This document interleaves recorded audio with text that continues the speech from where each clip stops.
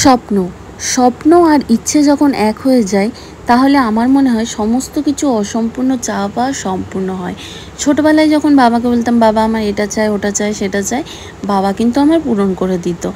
আর same বিয়ের পর আমি যখন আমার স্বামীকে বলি আমার এটা চাই ওটা চাই সেটা চাই, আমার সমস্ত আবদার আমার স্বামীও পূরণ করে। কিন্তু ওই যে আমার একটা জেদ ছিল যে আমি নিজে উপার্জন করব, আমি অল্প হলেও কিছু টাকা আমি নিজে উপার্জন করব। তো ফাইনালি আজকে আমি আমার উপার্জনের টাকা থেকে অল্প অল্প করে টাকা জমিয়ে এই ফোনটা কিনেছি। এটা রিয়েলমি 12 প্রো প্লাস।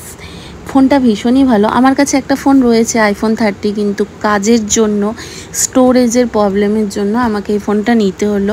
আমি কাজের জন্যই নিয়েছি, কিন্তু হ্যাঁ, এটা ফোন কিনতে কার না ভালো লাগে বলো।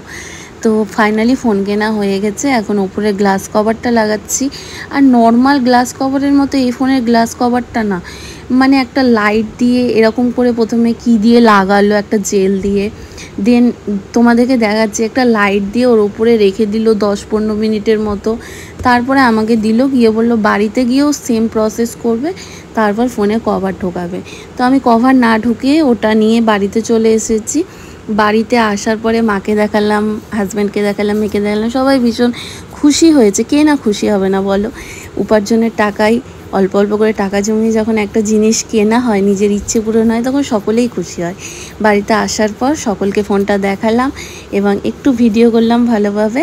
তারপরে দোকান থেকে বলে দিয়েছিল চার্জে দিতে, তো এখন আমি চার্জে দেব ফোনটাকে।